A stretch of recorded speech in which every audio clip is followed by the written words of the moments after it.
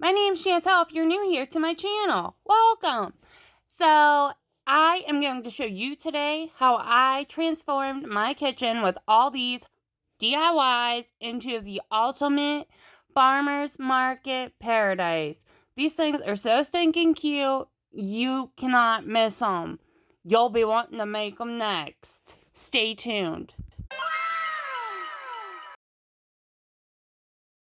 I'm going to try to be thorough with these first few DIYs. It's been a hot second since I made them. This stuff didn't happen overnight. So I just take and cut circles, random circles, and I eyeballed the middle circles. I cut about inch-long slits in my circle pieces, and I have 2 pieces of fabric for each flower. You can just kind of take and pull, whatever with the fabric. And what I did is I coffee grunged around the one. I just slop out on one. And the other one I did different. It gives a character. And I apply a thin little layer of Mod Podge. It does get messy. And I did it to the centers too. And I sprinkle the centers with cinnamon. And I hit up the flower petals too with cinnamon. You'll see. Let those all dry good. I let mine dry overnight. So here I go again with a light little coating of Mod Podge and my cinnamon. I stuffed them with 4 cotton balls and just hot glued it down. And for the centers, I worked in sections. I just put a little glue and pinched. I pinched my way around like a scrunchie until I completed it. I did that to all 3. Then you can go in and twist some petals, do whatever. I end up going in and cutting the square tips into more points on 2 of mine. And I leave the one just square. Totally up to you. These sticks are from Michael's I got years ago, so I just break it apart and those are going to be my stems. And I took green shamrock colored fabric and that's going to be my leaves. I just double knotted them onto my stick. Just like that. Then you can, at the end, kind of fluff out the petals more. Just do whatever. So I got 2 candle jar lids and I wanted, another cute little flower embellishments. So I just take a little fabric. I tried to cut them all the same size. And I Mod Podge each piece before I put it on. I put the piece of fabric down and then I just add a piece of Mod Podge. Or paint on Mod Podge, my bad. And I just repeat that until I get this whole thing filled. Bam! For the centers, I just kind of slap my Mod Podge in the middle and made a circle. And then this one has coffee grounds and tea, and the other one has coffee grounds, tea, and Spanish moss. And I sprinkled a little cinnamon on the one too. This one. And I just kind of made a leaf with that green fabric. Now with these ones though, I added a little orange fabric onto the petal parts. And here's how I just cut the square pieces at the end. Wow!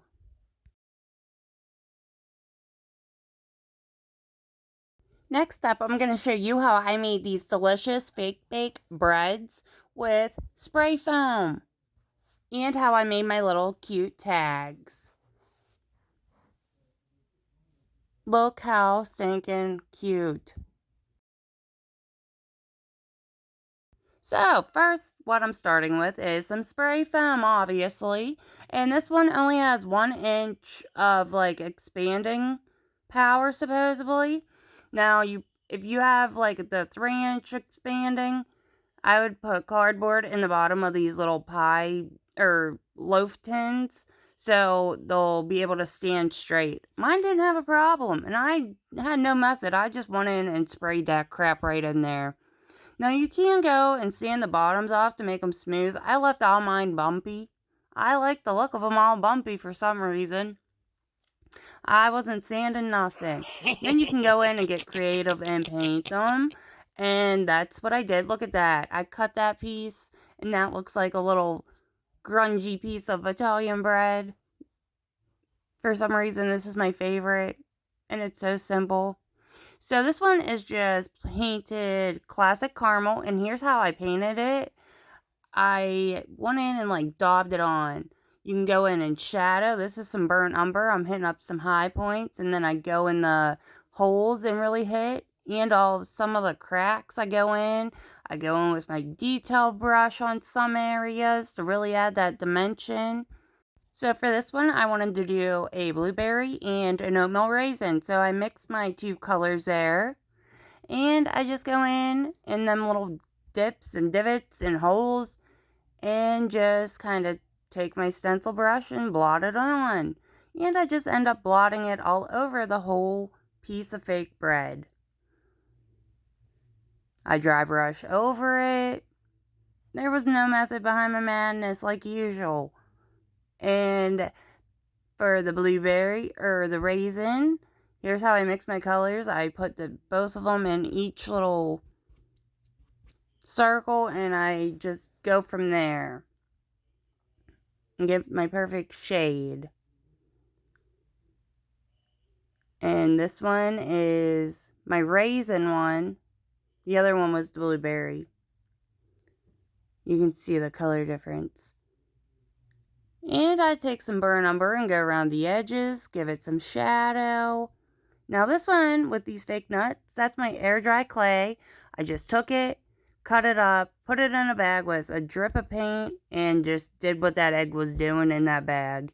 Just kind of shook it a little and worked it. And let them dry good. And then I use Mod Podge to apply them. And then I go into and press them down good. And these are my fake chocolate chips. Well, I'm going to use those as raisins. And I was showing that was a piece of paint that was stuck to them that dried. And I used those pieces too. Those work great. You can coffee grunge over them. That's what I just did to that one. This one I'm coffee grunging over. This one I Mod Podged over and added cinnamon. That's going to be my pumpkin one. And then I add some of my nuts. For my labels here, I just went in and printed them out. I'll show you at the end what font I use if you like this font. I just put them on this piece of tea-stained, coffee-stained fabric, muslin fabric. I just cut them into a strip and Mod Podged them on and Mod Podged over it. Dipped it in a little cinnamon to grunge them up so it didn't look so fresh. And the font was Special Elite. That's my favorite font ever to use. So, I want to make cute little pies. These are the ones that they make them Hostess ones out of. The fake ones. And here I'm showing you the difference between the fabrics. This one is the regular non-bleached muslin fabric. I just coated it around my piece and painted it blue with acrylic paint. And this one is the coffee grunged fabric. You can see it's a little darker. I just cut little strips because this one is going to be a blueberry pie. And I hot glued them on and just trimmed off the excess. So I put 4 down there. So I'm just going to put, I think, 3 on top. Yes. And then you can cut the excess off. Now for my crust here, this is just coffee tea-stained fabric. And what I do is I work in sections, and you can either pinch it like that. Just put your hot glue down, pinch, and go around the whole top of it. And for this baby, I'm going to go here and cover up this green foam that's showing with some more of my little fabric here. And just cut it to fit. And I don't completely cover the whole bottom.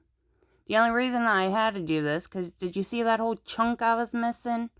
So here's these are just cupcake papers. And what I did is cut them and just hot glued them down. Some spots I pinched if I had to make it look more straighter. But I did those in sections too. It was super easy. Now I did go in and hot glue the bottom with the cupcake paper just so I could have a complete project. And I add one more little layer of pie crust just to thicken it up. So I just did the same thing as I did to the top. And for this label, the same as the bread label, I just Mod Podged it on. For this little cute apple pie, I stuffed it with 4 cotton balls underneath. Cut 3 long diamonds. Only difference with this one is the diamonds on top and it's an apple. So let me show you how I made this adorable little honeybee and how I redid this. So for my honeybee, here's that daffodil colored fabric from my sunflowers earlier. If I didn't mention it before, this is coffee grunged. It's a little too bright, so I coffee grunged it. So I cut out like 2 circles that have a straight line on the edge for the bee's head. And then I just kind of like shaped out a body. I don't think they got stingers, but I gave this one a stinger. And I just hot glue the head and I leave a little opening and pull apart some cotton balls and stuff the head. And I just kind of shaped the body more into looking like a body. I don't know what I was creating there, but it turns out good in the end. Probably just cutting over would be a heck of a lot easier than whatever shape I just made this body. So for his little body, I leave a little opening. And I'm going to stuff him with cotton balls too. I have some of this grayish fabric that I'm going to use as the bee stripes. And I just hot glue it on, fit it to size. Just like that. And for the end piece here, what I do is take that fancy string I got and I tie a few knots to give them a stinger, even though I don't think they got stingers. But I did that and I added a piece of black and knotted it. And for his wings, that's just Dollar Tree burlap ribbon. And I just kind of made a heart and hot glued it on. Now that little cute mason jar was a bit bright for my girls. We had to wear our sunglasses in the house. So I'm going to redo it. All I did was take them flowers off. That's why I don't like making everything permanent. And I just take my hot glue and make some drizzles with my hot glue gun. I let that dry. And then I'm going to go over that with my yellow flame acrylic paint. And then I'm going to do 2 coats. The second coat, though, I add some Mod Podge in with my paint, equal parts, so it sticks better. And then I give it 1 coating of hot glue over top, and it like shines through. And I made a dauber, honey dipper, out of a cinnamon stick. My next little DIY is so easy. I just show you the one for the sugar. Same concept, though. So I have a piece of tea stain, coffee stain, muslin fabric, and I wrap it like a gift. I fold them 2 corners in like a Dorito and just fold that flap up and hot glue it. Then I hot glue the sides down and let that dry good. I go over with my Cricut stencil. I just wrote pure cane sugar and just made it into a stencil. I go over it with my black acrylic paint and I dry brushed the front and back with the burnt umber acrylic paint, dry brushed it to give it that dirty look. And then I just coffee grunged the front and the back. I threw in some cotton balls to give it some effect. But I stuffed a plastic bag down in the bottom so it wasn't full of just cotton balls. And tied a piece of that string. For the flower, same concept, only different fabric. Now I'm going to show you how I made this precious strawberry plushies. So I took my fabric here and I somehow managed to do this without screwing it up. They all face the same way. So I just folded it into 4, making sure all the fabric was faced the same way if your fabric is just one-sided like this. And I got that green fabric and just cut the fit to make a little stem. And then with that, I just cut out a couple little triangle pieces. And I coffee grunged the strawberry and the stem. And then what I do, I run my hot glue, leaving a little gappage around the edge there to give it that cinched look. And just push that down. There's my bag. That's what I use to stuff. And making sure it's sealed good, no holes. With the green topper, I do my little pinch.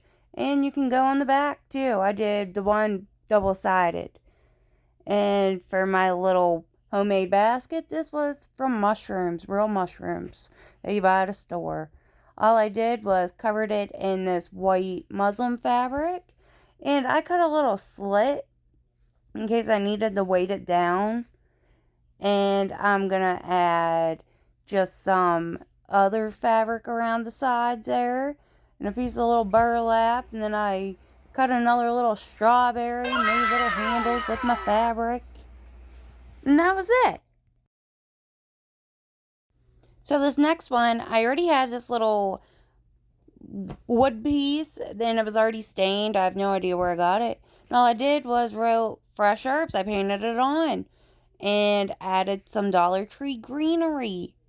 And I got a cute little sign for my farmer's market. This next one is my favorite. So here we have, I don't know what kind of wood, what cut, but I do know my honey cut them 12 inches long. I stained them all different. I went over the edges on 2 of them like this, all 4 sides, just the sides. And if I got a little on the flatter piece, I just took my rag and just kind of wiped it. No big deal. And I did the opposite on those ones. I left the edges raw and just painted the fat side. And I wasn't worried if it dripped down a little. And took my stencil, painted on what I wanted. And that little flower is from Dollar Tree. That wooden one for Valentine's Day. Look at this. My next little DIY is for my little laundry room. I found this fancy hanger hanging up. If you got scrap fabric, this is perfect. I really need to get little clothespins. I think I'd be super cute on top of this, but I didn't have any. But I just cut out a pair of bib overalls, a sock, got cheese. I got a little tank top and tied on some ribbon. So here we have him. His name's George. He loves to craft. He's making a wall-leaning fence. Right now it appears George is measuring. Well, he looks a little stumped. We're getting some action. He's scooting. He's still staring. Measuring. Thinking. You got this, George. Okay, here we go. He's scooting a little faster. I honestly don't know the measurements of this fence that he built, but they're different sizes. So 5 years later, it appears that we got some action. And yes, he's doing this straight in the kitchen. The shop vac came in handy. Here's Waffles begging her dad not to do any more. He seems to be a little stressed. And at this moment, I suggested make an X. But I thought that might be above George's expertise. He was willing to do it, though. What a trooper. So here we have him measuring. I'm just going to make one slant. And he just takes his little marker there and marks off each end. And this takes way longer than I feel it should have. The man is back at it. I'm going to let you just watch the live recording. Please be careful. Don't say that in a video. They'll think I'm a screwball. You are. I don't think that's safe.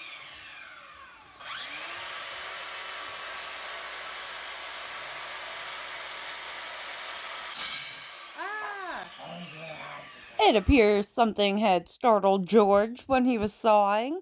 I don't know what happened, but he does finally get it. Please do not try this at home. And here he is bringing the piece, all excited that his cut worked. And here he's with a nail gun, and he didn't want to nail gun it to our floor, so he put a piece of wood behind it, and then that was stuck. I don't think George knows what he's doing.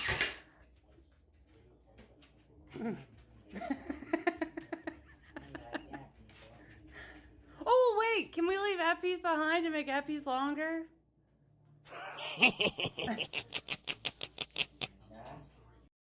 Well, as you can see, George gives it a little wiggle, and you can see how secure this thing is. But what does George do next to make sure that this does not fall apart? Well, it appears he's going in with a nail gun, and I think it went out the other side. Here he is, contemplating what to do next. Here he comes in with a hammer and trying to get that nail out, it appears. If you're sitting at home on your couch, please give George some encouragement. And at this moment, it sounded like he broke the board. You can see the astonished look on George's face.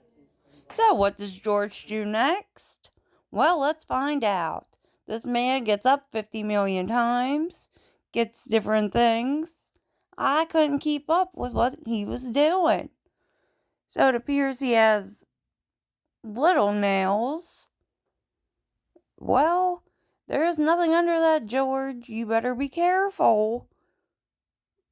Watch your fingers. Well, at this moment, I think George realizes I have nothing under it. So he used his noggin, and he went and got a board. Go, George, go. I think I'll just do the one. Yeah. It was at this moment I realized the struggle this man's going through. So I just suggested leaving the one slant. It will match our kitchen cabinets. So here's George again, I think he's looking to see if anything more poked out the back. Just the ends. And maybe now he's admiring his work. I don't know. And back up again he goes. Where'd he go? It appears he lost something in the carpet. Oh, Lord. Keep looking, George. Keep looking. Go, George, go. Well, as it appears, he hasn't found it, and he's using the hammer to scatter the carpet to look for. And it was his pen that he had lost.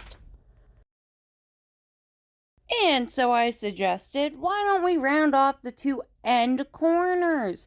So it appears George is just using a quarter from his pocket to make a rounded corner.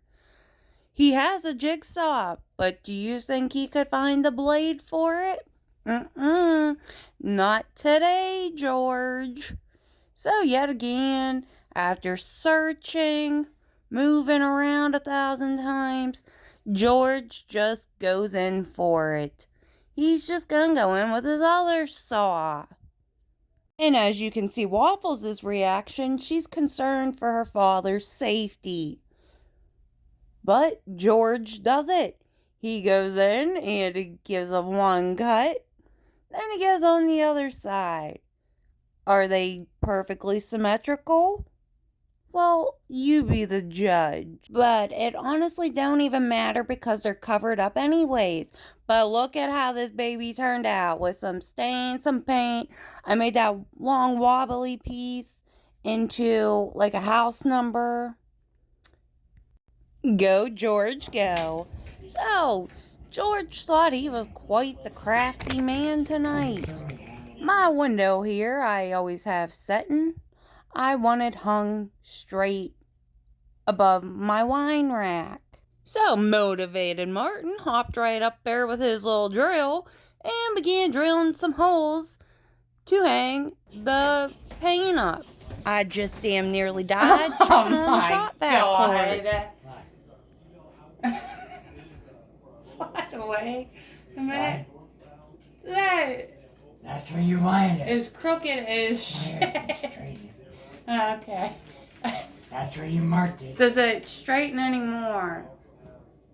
I had then realized, George, your glasses are on top of your head, not on your eyes. No wonder this picture's crooked. But you know what? I'm just gonna leave it crooked. I don't know how to fix it to get it straight. And this is like a trophy on the wall. George hung it. Go, George, go. He then thought he could repair this. It seems like the bottom piece was falling off. So, what does this number one handyman do? Well, first he investigates it. And then he's gonna grab his nail gun. Well, he's gonna be shocked. What's going on? Well, George, you probably don't have nails in your nail gun. So, upon checking, in a minute after he realizes, he changes the nails out. I think he made it worse, because you wait till you see this picture now hung up. And determined Donnie here finally got some nails in there 5,000 years later, and he is going to start nailing pieces in. Nails in. Then the middle piece ended up popping out. And George looks stressed. But he is going to get it hung. And what do you think? Wow! And like I said, I'm leaving it. And here is the motivation behind my theme of farmer's market. My banana lamp. Is this not beautiful? And if you like today's video, please be sure to like, share, and subscribe. Have an amazing day. See you next time.